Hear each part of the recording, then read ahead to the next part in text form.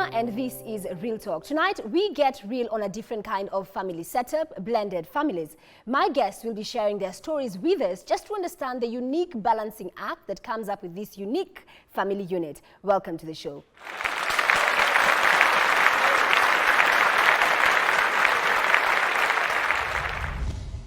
Mimi naitwa Peter Mwangi, and my opinion on blended families is that unapata on the side of the kids, unapata kuna hiyo biasness towards a certain child. Okay, my name is Alex, and my view is this thing of stepfather, stepmother, it affects the children, especially the ones for the older mother. So my name is Steve Anju Mwangi. I think the biggest challenge that blended families go through actually is acceptance. You see, like, the attention of the dad goes so much to the children children of the upcoming mother. Yeah. Kids wanakuwa favored more than others.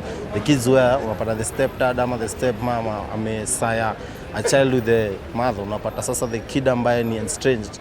So chances are wanakuwa either wanakuwa favored ama wanakuwa less favored from the parents, you know, the other half parents. Someone like me, that's what I went through, you know, being brought up by not really my dad, but someone else. You know, it was the biggest challenge, and I could accept as one of your own.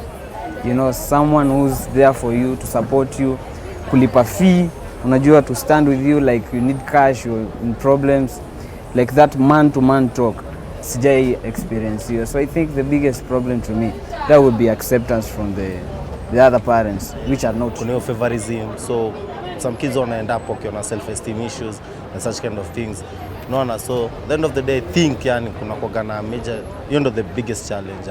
But because children hawananga makosa, you know, children, you just flow with anything. You give them love, you give them everything, they're good to go. But parents, ile kitu hold sana, as in kuona usi wako and you take it. It's the biggest thing. So acceptance. My first guest on the show is Agnes Yehuma. Agnes is a mother to 8. So Agnes, welcome to the show. Thank you, Tamima. And I'm sure at this point what's running through everyone's mind is how a mother to 8. So yeah. Please explain to us how for you 1 + 1 did not equal to 2. Okay. I met my husband when he was already a father of 5. And at that point, I had 2 kids of my own. And then together, we have since had a child together. So 5 + 2 + 1, 8. Equals 8. Yes. Okay. So I'm curious, yes. And you said your husband's name is Charles. Yes, my husband's name is Charles. When you met Charles at first, obviously he caught your attention. So you guys were there dating, vibing. Yes. At that point, did you know he has 5 kids? Yes. So from the very beginning, Charles was an active parent to his children. And so even in our dating, the conversation around his children came up, and I knew I was talking to a father of 5. Okay, so we also have with us in studio Jackie K. So Jackie is the founder of Blended Families Network. She is a family coach, practicing counselor, and psychologist. She helps a lot of families deal with this unique family setup. So now back to you, Agnes. So you've met Charles, and at that point, was it strange to your family that you're dating a man with 5 kids? Strange, no, but different, yes. I met Charles when his children were already, some of them, young adults. So they were old kids. How old were you when all this was happening? When we met, I was round about 34, 33. And how old was he? And he was, at that point, round about 49, going 50. So at that point, the age difference was actually not even an issue, both with myself and Charles and our families. Why? Because from life, from experience, it's more about your maturity level as a couple, more than how many years are between you. So age was not really the issue between us or our extended families.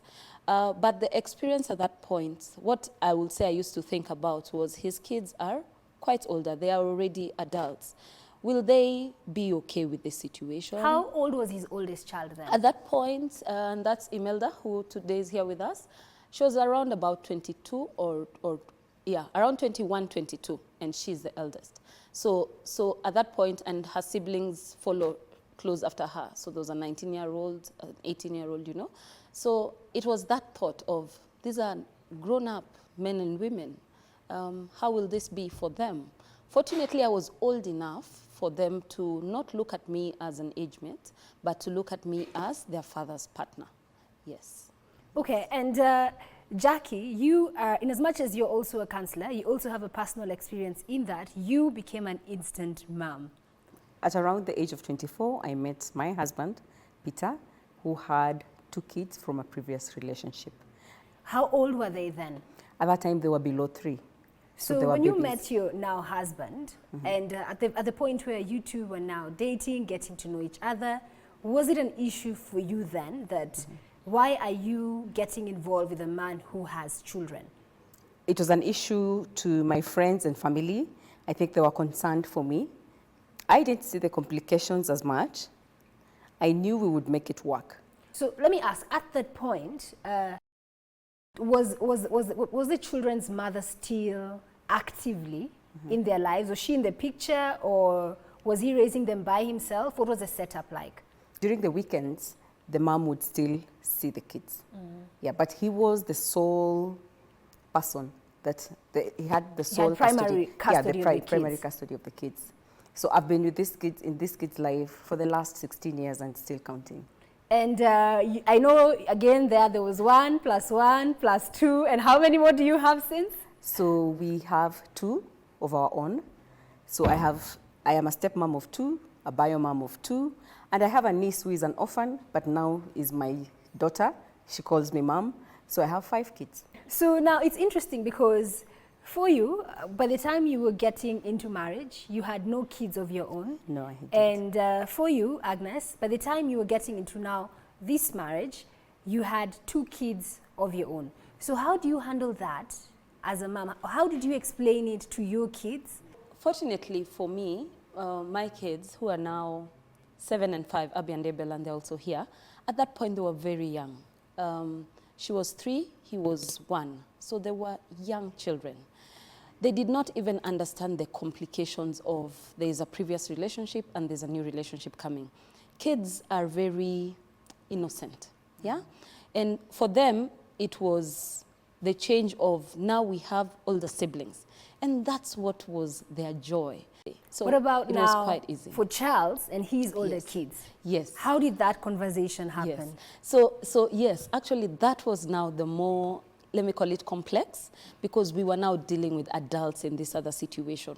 So even between Charles and I, we were aware that the dynamic to watch for is the older set of kids per se, not the younger ones. I like that you say even between Charles and I, Yes. we were aware, meaning that you guys were talking about it. Yes. Without the communication between the 2 partners, I'm telling you, it will not work. That I can put almost my hand on a Bible on. Because the 2 of you are coming with different sets of dynamics and trying these 2 sets of dynamics to blend them. If you don't talk fast amongst yourselves and make sure you're both seeing this from the same page, it will not work. Even the children will see the clash. So we spoke about how to blend this with least disruption. And the first thing for that is deal with the young adults, the children who are young adults. How do we make sure for them it's as least disruptive as possible? First, check that as a stepmom coming into their lives, I'm not threatening to replace or replace any of their relationships, either with their father, because remember, he was raising them. So they're used to a parent, the active parent in their life is their father. Right. Yes, and then you're coming in to be part of this activity, daily activity. And then separately, they have relationships with their mother, you see? So you have to ensure that those are intact. And it was a conversation we had, you know, first and foremost, basics. We are not replacing anybody in your life as a young adult. In your experience, what was the initial reaction from the older kids? So there are 5 different individuals, everyone with their own set of reactions. And personalities And as well. personality, yes, remember. Everyone with their own relationship already prior. So for some, it was almost seamless, I tell you. It was like we knew each other since forever. Oh, wow.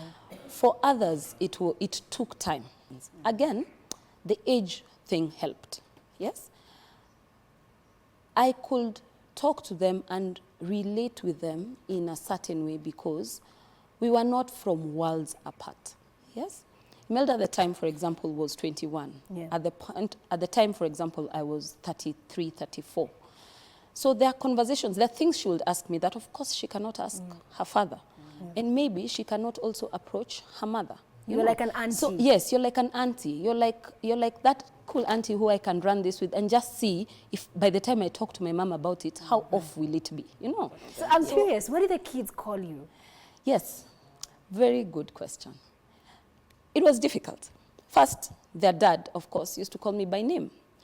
So, Which is Agnes. Which is Agnes. But, is it Agnes? But no. So my friends who have known me for long call me Yama. Yes, and I met the dad through a friend who had known me for very long. So he used to call me Yama. So when I came into their lives, I was Yama because that's the person they used to hear their dad talking about, Yama. So even to date, amongst themselves, when they're talking and they're saying something that involves me, they'll say Yama da da da da da, and it will continue amongst themselves. But to me, to my face, for a long time it was confusing. So they, of course, they knew I can't outrightly just call her Yama. Because it's disrespectful. It's disrespectful. Our culture yes, is exactly. You're older than them, exactly. you're their father's you know, wife. their father's partner. Yeah. And so was it one of these trying to yes, get your so attention? You know, they want to, and you can see she's really trying to get my attention. And to be honest, I also just wanted to see how this attention will be caught. So you wait it, yes, you wait it out. Yes. Then eventually, they got to Auntie Agi. But would now your younger kids call you Auntie Aggie? Because it happens. At times they pick up on that name that everyone else calls you. Yeah. Fortunately, no, the mommy thing for them had already formed quite a bit. Okay. So they know the difference. They know that this is our mommy. Even if she's their Auntie Aggie, she's our mommy. For you, Jackie, what do your kids call you? Do they call you Auntie Jackie or do they call you Mom? They call me mom.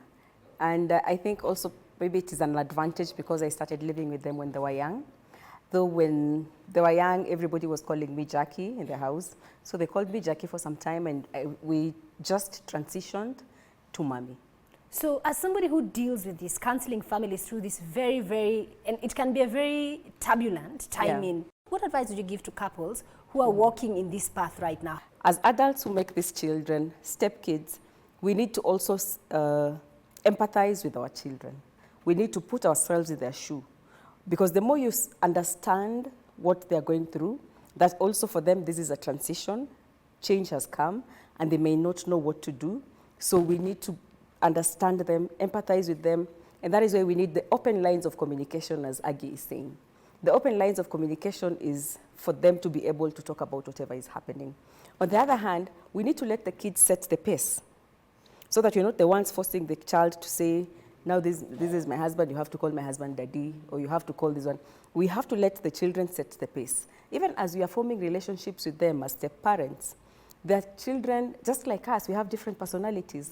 The other kids will not like you. Straight up, simply because they feel like... it might take so long. We have to allow them not to. Step families are the most negatively stereotyped families in the world, not just Kenya. That is why we have Snow Whites, we have Cinderellas. All the stories of step families have never been positive. On that note, we'll be taking a very quick break. Still more to come here on the show. Don't go too far. We'll be right back.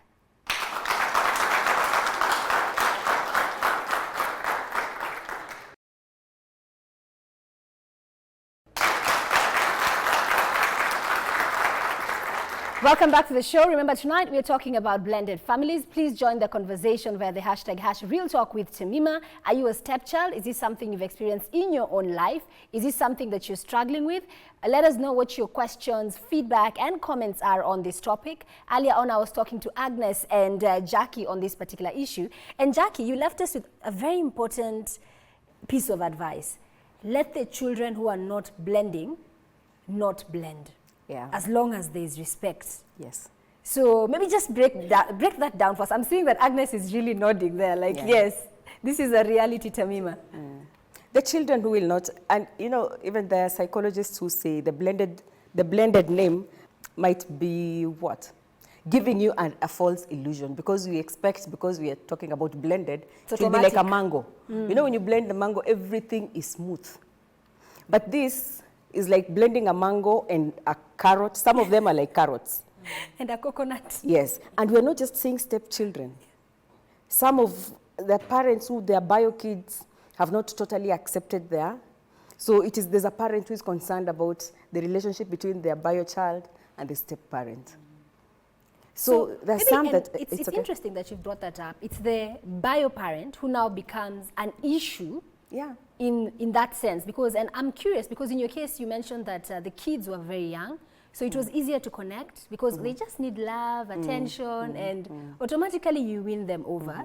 So in your sense, how are you able to now perhaps manage that element of it so that their bio mom doesn't end up feeling threatened, that why are my babies calling you mommy? That can't fly? As they call me mom, it's not a competition, because I think we as human beings, we live in scarcity mentality. That when today I come and say, Tamima, you look very pretty today, we think that prettiness imeisha. Can't be pretty in the same room. I like how you explained that one. Yeah, and that is why the question, if you're called mommy, momminess imeisha, nimechukua yote. No. I think they call me mommy just for the significant woman role I have played in their lives. Because you're with them every day. Yes, not because I bore them. They know there's a woman who bore them, who is mommy. Now, let's say their mom, I might not say her name here, let's say their mom is Tamima. So when we are talking about their bio mom, who is Tamima, they will come and say, Mom, you know, Mommy Tamima called me, and this is what we talked. So they'll call her Mommy Tamima. And but even I am on the sure, other side, you're called now Mommy Jackie. Okay. Yes. So that is how the mom is. It's not that when somebody else is called mom, the momminess is finished. But again, we know the reality of it is that not every woman is that gracious. So what would you say to that woman who right now, hearing you talk, they're like, no, those are my children, mimi ndio mami. How can we help them break free of that mentality? You know, I think the more there's conflict the more there's conflict within the parent of a child about whatever the step family. And this conflict that the parent has, or the struggles that this parent has, portrays them or manifests them to the child, then this child will really struggle even to adapt in the step family that they live. So really, and on that point, I think what you're saying is that in a lot of ways, the adults have to have closure with each other. And we have to understand as parents, we are very influential. You're very influential to your child. Even if you don't live with them there. Where I come from, we say, your mom is your mom. Even if she's the mad woman in the market, she is still mom. You're very influential as a parent. So you have to use that influence positively. If you're feeling bad, and it is okay, you will feel bad. It's human. It is human to feel bad. Go and look for that friend of yours, Tamima, and really pour it into them, not and the talk children. about that woman, and talk about that woman, and talk about that woman. But don't do it in front of this child. And then this child has visited you during the weekend, and then they go to this step family setup. Carrying that negativity in them. And those are the kids that are conflicted and wonder, if I love this woman so much, and the way my mom feels at home, then I am betraying my mom. Sorry. So you find that this child is conflicted, this child is emotionally stressed. Living in fear. Living in fear. So you're actually damaging your own child. In the same breath, as a step mom or a step parent, don't talk about this child's bio parent, where they are. Oh, she's a deadbeat. Right now she's out drinking and I'm taking care of you. Da, da, da, da, da. Don't do it in the presence of this child. Even if you know she is irresponsible and out there doing even if what you're saying is true. That is between you and her. That is between you, yeah. Always talk respectfully about that woman, because even if she's not doing anything else, she brought this kid into this world. I'm curious, Agnes, what has been your experience in terms of now dealing with your older kids by your mom?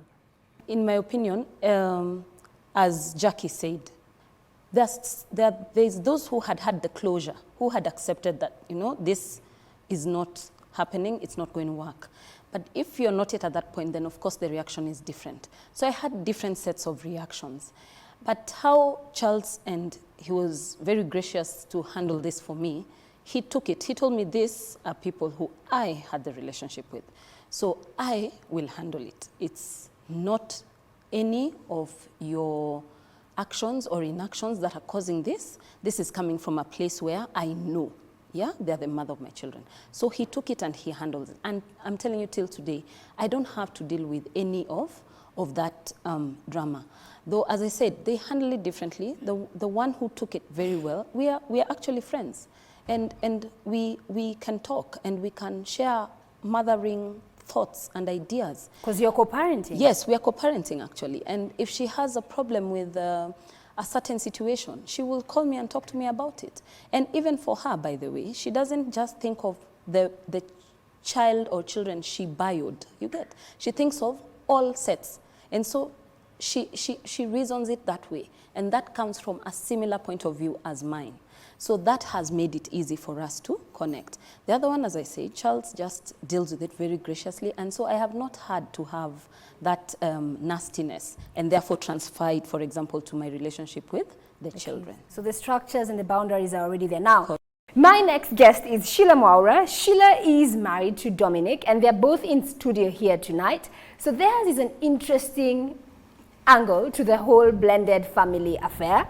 So Sheila actually had 2 sets of twins, 4 kids, before she met with Dominic. So I have Papa, aka Dominic, here in studio with Sheila. Hi guys. How are you guys? Papa ni aje? Nitaanza na Papa. Papa, so when you met this beautiful woman next to you, nini ilikuwa attract? Naona akona beautiful smile. Uliona Sheila ukaona hii ndo mwanzo, katikati. Sasa mimi mtaata yenye nimetoka, kuna base fulani si uenda tu kukula kwa munanga tu hapo hivyo, unaona.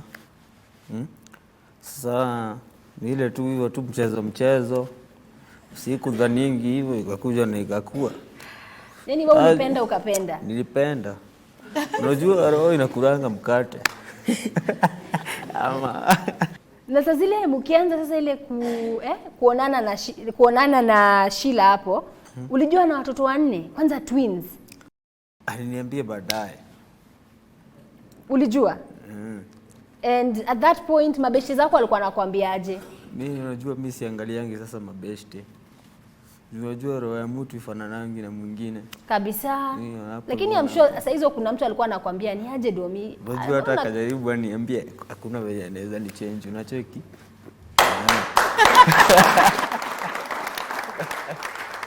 Si kweli?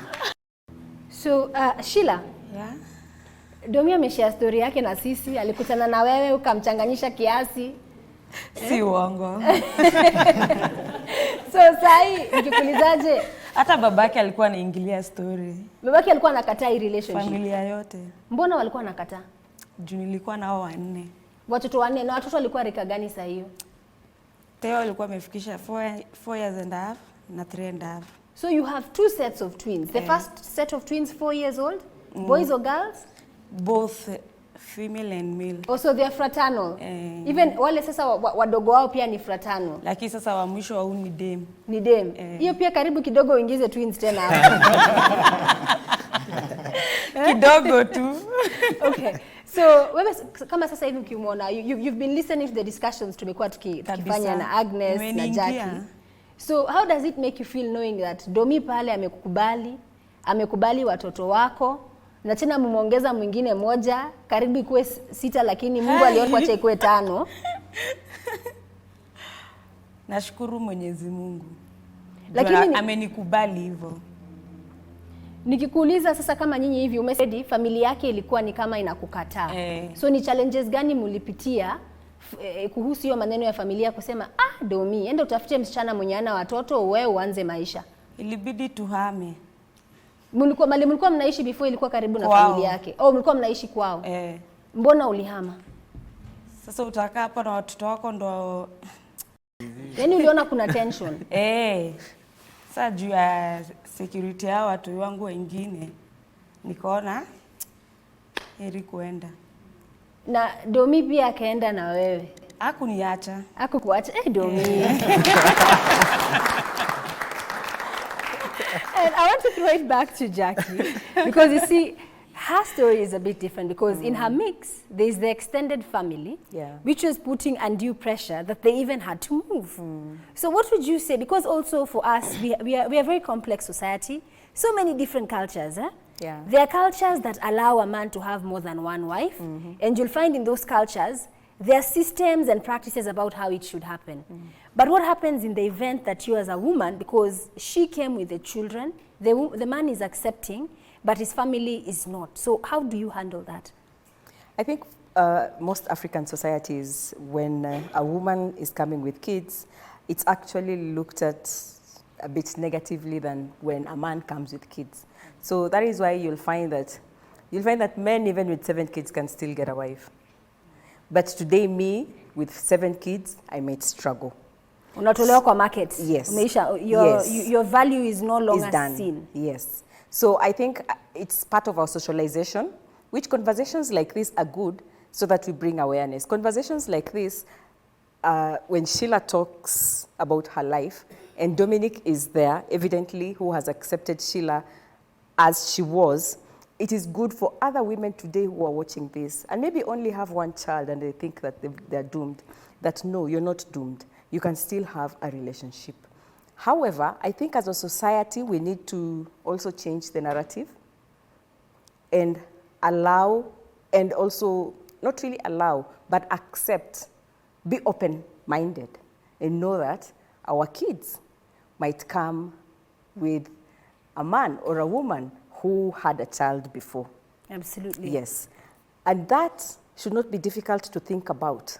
Because if it was my child who had 2 or 4 kids, and somebody else wants to marry them, I'll be so happy. But now because my child is the one who didn't have a child, you get? I'm resentful. Yes. So we should also put ourselves in the same situation and look, and just be open-minded about it. My next guest is Kevin. Kevin is married to Lucy. And Lucy, by the time they were getting married, came with 3 children. So Kevin, your story is a bit similar to Domi. So uliona Lucy, ukachanganyikiwa kidogo, ukaona huyo ndo mwanzo, katikati na mwisho. Okay, unavyosema ni ukweli. Nilipatana na Lucy miaka 3 iliyopita na mimi ni mwanabiashara. Nafanya kazi ya kuuza viatu.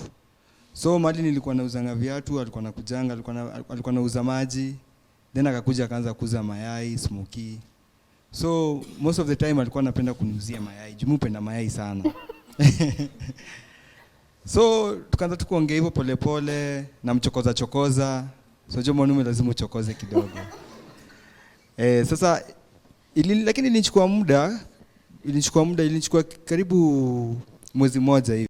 Hakukwambia kuna watu wengi tukidate? Yes, hakuniambia akona watu wengi tukidate. Aliogopa. Pengine ukijua akona watu wengi, hiyo story ingeisha hapo hapo.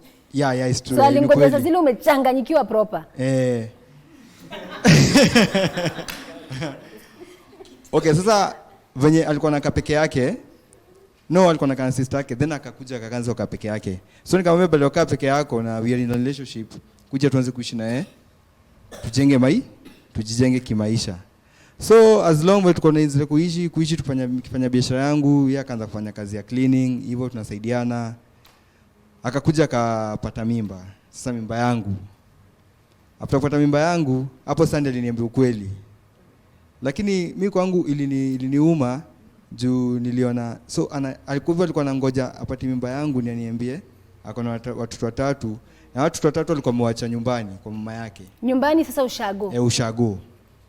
Okay, ilinichukua muda kabla ni take it. Sasa juu sasa okay, ishakuwa bibi yangu akona mimba yangu. So hivyo tukakaa naye. So nikamwambia nitakuwa na watoto. Sasa hiyo ni kabla azae mtoto wangu. Ndio sasa akapiga simu, watoto wakaletwa, nikawaona. Wasichana 3. Sasa mimi wangu tulienda tukafanya scanning, nini tukakuja tukapata ni kijana. Then akakuja akazaa. So tuko na wasichana 3, kijana wangu mmoja. Lakini wote ni watoto wangu wote.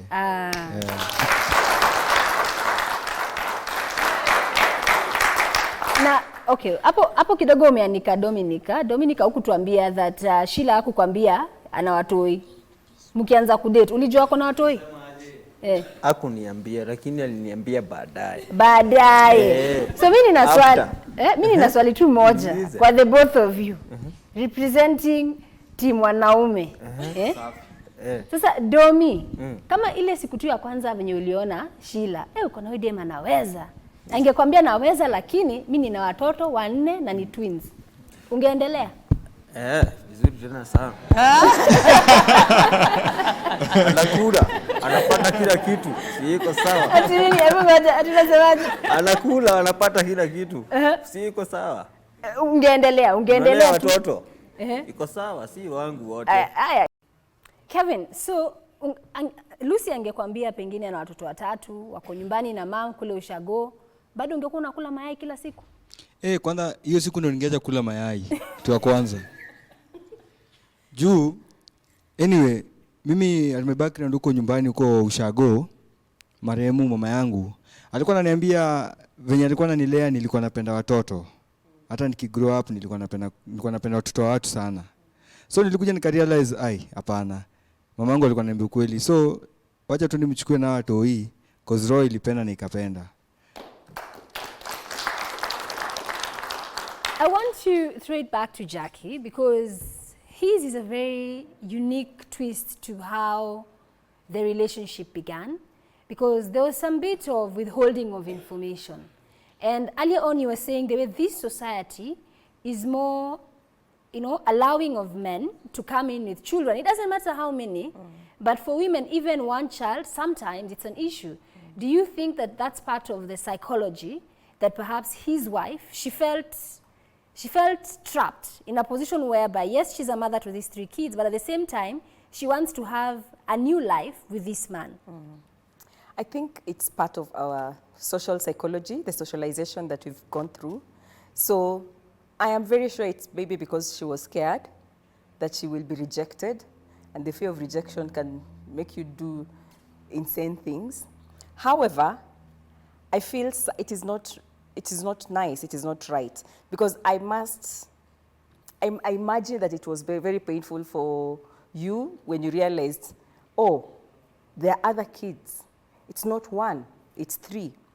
I am sure you wish you would have been told earlier. To be given a choice. Yes, so that you make that choice at that time.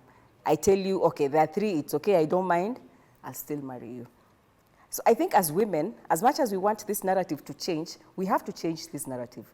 The more we continue lying that we don't have kids, we leave our kids in shags, or our kids feel rejected. There are kids who live in shags for so long, and their mother comes to Nairobi, gets married, starts a family.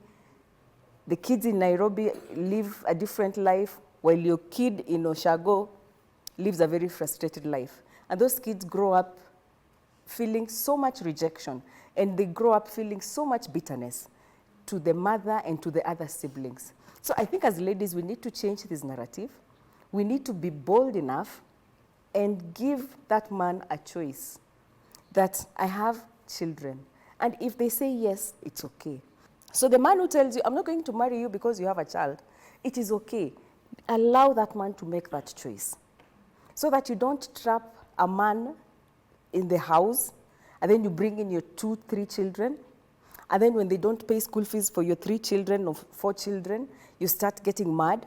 Why aren't you paying school fees for them, yet you're paying school fees for this one? Yet this was not in the expectation.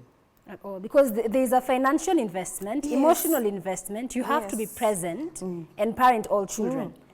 And that is a choice that, whether you're a man or a woman, you must be allowed to make. Yes. Yeah. Why aren't you parenting my child? Why are you parenting this one differently and this one differently?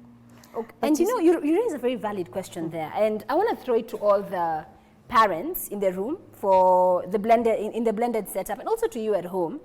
How do you strike that balance? Because you've said it yourself, there are kids who sometimes can feel rejected. So like, for instance, let's start with Agnes. Yeah. He came with 5, she came with 2, together they've made 1. Yourself as well. So how do you strike that balance? Because also kids are complicated, so that no child feels that when it comes to my mommy, I know I will get preferential treatment over my other siblings in the household. So how can the parents ensure that that system is properly set in place? It has to be intentional. It has to be a conscious decision that you make every day, because naturally you will be drawn to your children more than them. It's nature. Just the way naturally. It is the bond of creation. Yes, yes.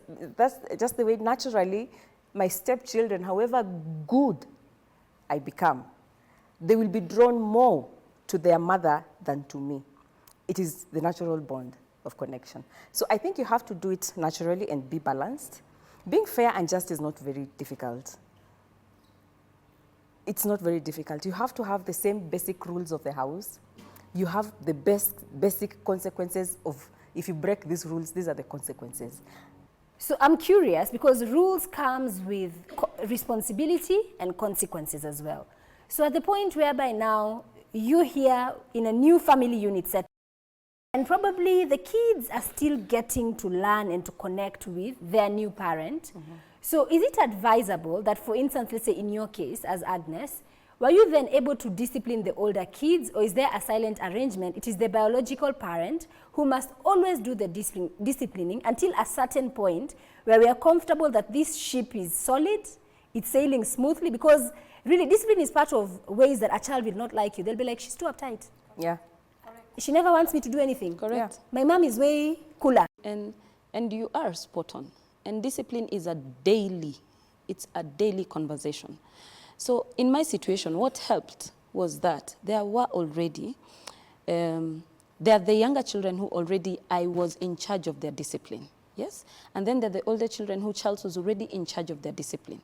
So it was just, again, another conversation we had, that when you're present in the situation, you will not turn your eye to an indisciplined situation just because the bio parent, whether it's Charles who is there when maybe Abby has acted up, he will not talk about it because he's the step parent. No.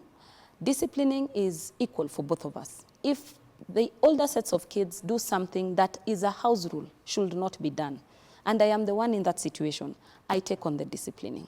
And they know that from that point, it's coming from a point of parental, discipline. And when it goes, for example, to the issue you said of spilling over to my bio parent is cooler than you, at my bio parent's house, I get away with this, I should get away. No, you remind the child that this is our house. And I like that you've brought in that element, because then do all sets of parents have to sit down and talk? For instance, in my house, the TV beyond 8, every child should be in bed. Unless maybe you're a teenager, then you can watch TV, and even that is limited. But maybe if over the weekend they come to your house, so is that a conversation that maybe you need to have parent to parent, that I would prefer when they're in your house, some of the rules from my house should be carried forward, because otherwise it's confusing. Yes. Because in one home, we can do this, yet in the other home, it's not okay. Yes. So it's mixed messages to the children. So how do the adults then ensure that they're also in unison, setting the same values, ensuring that they are parenting in a similar style? Because again, we are all different as adults. True, true. And how we approach that is, we are clear about the rules in our house, okay? So you're clear that in this home, this is acceptable, this is unacceptable. And to be honest, even if it wasn't in a step parenting situation, this happens even with other children, even in conventional families. So that when they go out there, when they're at a sleepover at their cousins, they know what is allowed in their home. They are expected to act in the same way in that other home they are in, okay? Or if you go in that other home and find habits that are not allowed in your home, you know that when you come back home, house rules set in. So that's how we deal with it. Okay, and I want to rope in Jackie here, because I like that you said when they go to their cousins or to their aunties, because again, I kind of feel like here we need to appreciate the difference also, because I'm going to Mommy Jackie's. I went to Mommy Agnes, because unlike most kids, I have two moms, I have two homes. So if both my moms are reading from two different scripts, what does that mean for me? Jackie? I get what you're saying, because that is where you find that Children raised in step families who have this shared custody sometimes have the chameleon, something called the chameleon effect. I am a different personality here because of the rules that happen in this house and what is expected of me in this house. Then when I go to my dad's place, I am also a different person because of the rules and everything that happens in that place. As parents, we can avoid that. The more evolved, I'll use evolved, the more evolved parents, matured parents, who know that, yes, we are divorced, but we have a common element that is very important to us. This is our child. Let us try and make this as smooth as possible for our child. Remember, it is the child who is shifting from house to house. You guys who are divorced are not shifting from houses to houses. So you guys have your ecosystem is already existing. It's set up and it's there. Yeah. But this child is moving from different ecosystem ecosystems to ecosystem, exactly. So parents who have matured enough, parents who really have concern about their children, even though the divorce was painful, they know that, you see, at the end of the day, there's a child here and you have to take care of the child. They try as much as possible and have the basic rules to be the same. So on that note, we'll be taking a very quick break. When we come back, we are going to be meeting some of the kids who are actually in this unique family setup, which we are calling the blended family.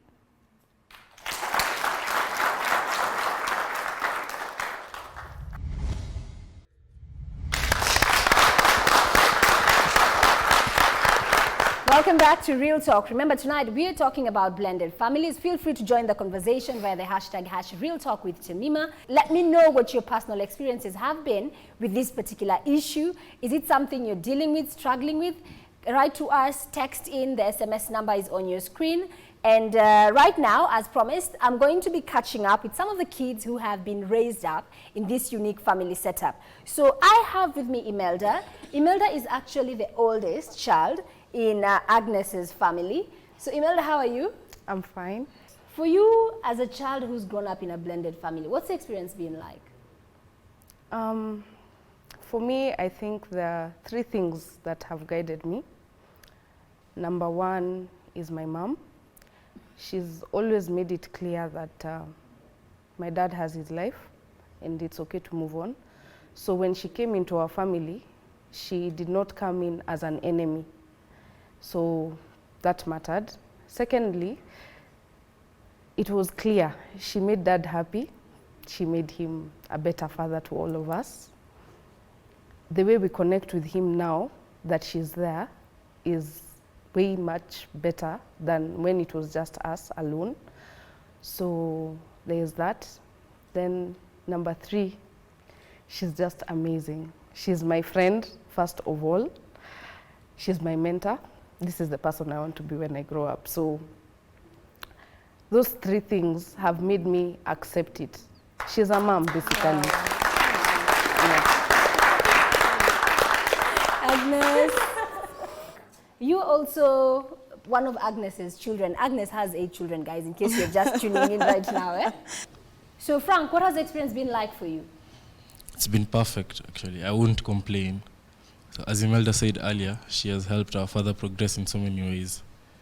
And I've always wanted to have younger siblings, and they're so charming. I know. And also, we have one of the younger ones, Abby. Hi. Hi. How are you today? I'm fine, thank What do you want to say? My name is Abby, and I love my family.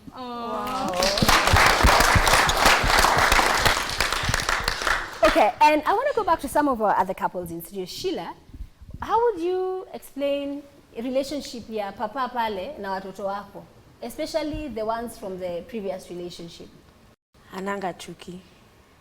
Ako sawa tu nao. The way ana carry the small one, ndo pia wengine wanawabibanga. Kevin, relationship yako na your stepchildren, how is it? Okay, siku za kwanza venye walikuwa naishi na nyanya yao, singeweza kuwa close nao ndio niwajue vizuri. Lakini when nili request waletwe karibu na mimi. When do you request waletwe? Ndio. Why did you do that? Because nili feel to love and nili feel to upendo wa watoto. Ndio. So sahi relationship wanakuita daddy ama wanakuita aje? Okay, siku za kwanza walikuwa niita uncle. Sasa venye mama yao sasa ndiye alikuwa na train. Huyu ni baba yenu, msimuite uncle. Muiteni baba. So since then, lakini ilikuwa nawasumbua mpaka sasa hivi unaweza niita dad, sasa hivi wanasahau aniita uncle. But all in all walikuja wakazoea. But mmoja tu ananiita uncle still mpaka saa hii. Juu Mkubwa. Sasa mkubwa. Juu sasa yeye kumtoka. Baba yao bado yuko. Baba yao yuko na baba yao kwa Mombasa. I think really that's part of what you're saying, Jackie, whereby not all kids will blend the same way the others will. Yeah. Yeah. Yeah, not all kids will blend. And remember, a blended family is a mixture of so many different elements. So for it to be working perfectly, it means that everybody in their individualness, in their uniqueness, are comfortable in the setting. So if we still appreciate your uniqueness and your individualness, we should not overblend you and force you to really get into it. I like that, overblend. Yeah. Okay, so we're going to be taking some questions from members of our audience. Remember, you can join the conversation, #RealTalk with Tamima. Let us know what your views, feedback, and comments are. So right now, I'm going to be taking my first question. Hi, how are you? Hi, Tamima. Hi. My name is Vincent. I have a question to the two great women sitting there. One thing we know is that a blended family is not always a bed of roses. So how do you deal with a case where a child comes to you, a child who's not yours comes to you and tells you, I've been raped or I've been sexually molested or assaulted by so and so, given that the child is not yours? Thank you. Okay, very powerful question right there, which is valid because like you said, I think earlier you touched on it whereby you were saying, you'd rather a man says, I'm not willing to be in this situation, than to allow a man who's not ready to be a parent to take advantage of your children. Because, you know, it has happened, and perhaps it's even still happening in a certain blended family setup currently. I think that is straightforward. Abuse is abuse. Whether it's a step, it's the bio parent, it's a cousin, it's incest, abuse is abuse. This should be reported to the police. And maybe so on that, how then, because you can imagine maybe there's home A, home B, the abuse is happening in home A, the child is afraid to speak about it because they see what either this man means to their mother, so I don't want to ruin that happiness. And then now when I go to home B, it's a different ecosystem. If I go to home B and I'm telling home B what is happening to me in home A, I can just imagine the volatility. So how can one parent keep track of their child? How do you keep those communication lines open to ensure your child knows that, yes, you may be living in that household, but if there's anything that makes you uncomfortable, as your other mom or dad, you can always feel comfortable coming to me, we'll talk about it, then as the adult, I will handle it. So I think by being a parent, do what parents do, being close to your children, talking to your children, guiding your children, and you establish a channel that your child can trust you and come to talk to you. So I think that's the basic that parents do. You know, whatever, as much as we are blended families, whatever a parent does in the other family, even us, we just do the same. We are out there. Parental needs are parental needs. So the same parental needs that a child has in any other family, also a child in a step family has. So we must all be vigilant. Just because there are a lot of parents doesn't mean that now you sit back, Agnes will handle it. Yes. Yeah. And if it has happened, we need to get intervention ASAP. We have Nairobi Women's. You go there, your child starts getting counseling, and you start dealing with, if it's happening in the other home, you see, provided it's my child, I need to go and intervene in the situation. Okay. Because I am the parent, children expect us to protect them. Right. Yeah, they're not supposed to carry the burden of protecting me and my marriage. Yeah. I like that. They're not supposed to carry the burden of protecting me or my marriage. So let's take another quick question very quickly. Hi, Tamima. I'm Carl Stevenson. My question goes to Jackie. In most occasions, you'll find that the kids won't blend in with their stepmoms, right? But in this occasion, I got a cousin of mine who, she ain't cool with her bio mom. Like she's super perfect with her stepmom. It got to an extent that her mom came and they had a fight. Her mom had to take her back home So how do you deal with that? Yeah, I think it's a reality that, like you say, the narrative, not all stepmoms are evil. Some are amazing. And so how do you handle it when a child prefers their step to their biological mom? I think that's a good question. But also, as a stepmom, stepmom is part of what I am. It's not the whole picture. I am the matriarch of my family. I am the person who is significant in my family. I am the mother figure of my family. I want the best for my kids as a mother. And so when I'm coming from that space, as a stepmom today, and my child has an issue with their biomom, I will give them the opportunity and try and encourage the mending of this relationship, because I am an adult and I know the relationship that somebody has with their bio parent is very important. This is where now the gracefulness of us as women, yes, you have to be graceful. Yeah. Because some women we know will put fire, will pour fuel on that fire. So that now I cement my place in this man's life, I've cemented my place in his kid's life, we've completely cut you off. In fact, the kids don't even like you. And you see, you will have that short term. Yeah. Short term. Because in future, this child will still seek. Her identity comes from that woman. So as a stepmom, you are more than just a stepmom. You want to have this relationship for life. I want to see my step-grandkids. I want them to come and see me.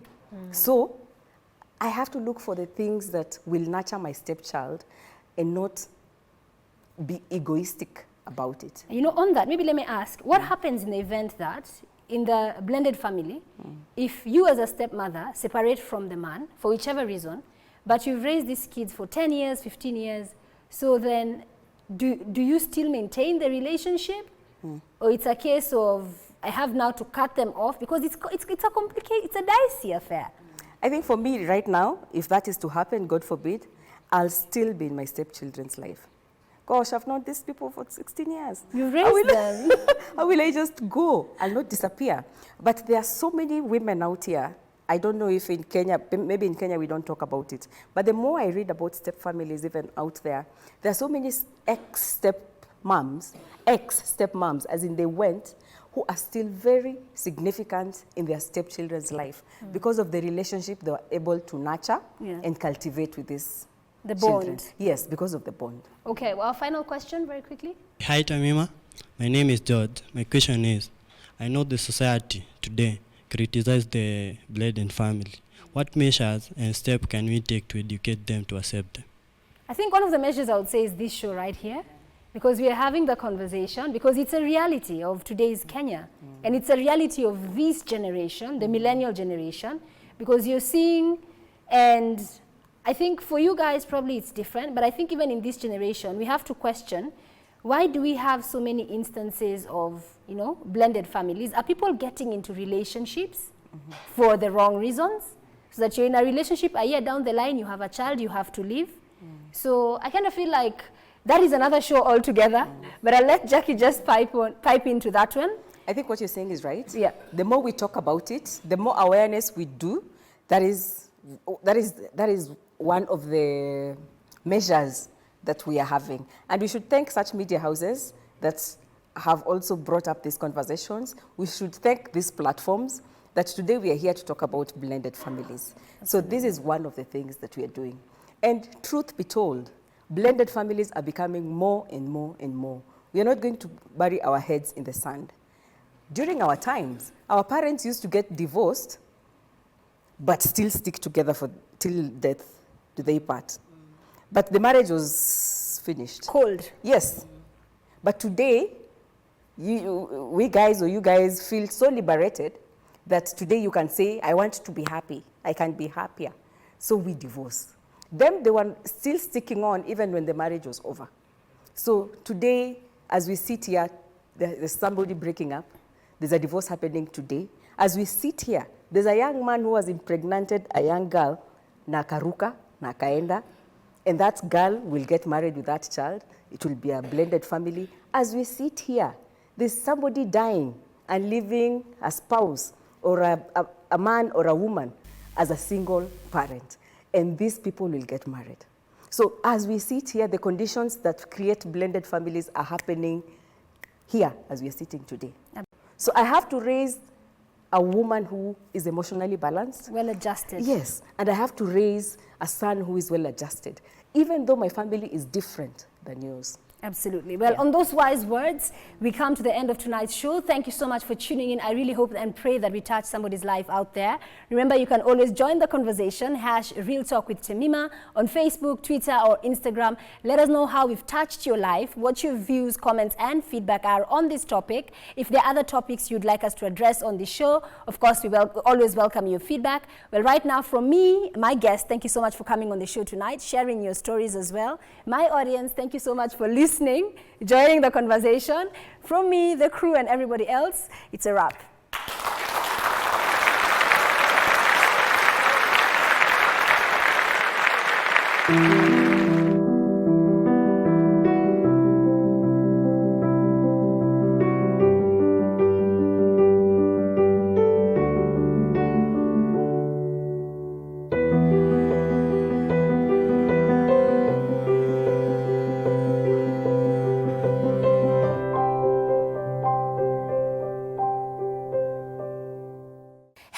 I'm Tamima, the host of Real Talk with Tamima, and I would like to invite you to be part of my audience or a guest on the show. All you have to do, if you have a story that is very personal, very powerful, and you want to inspire other people, please reach out to the show via the email address on your screen or the number as well.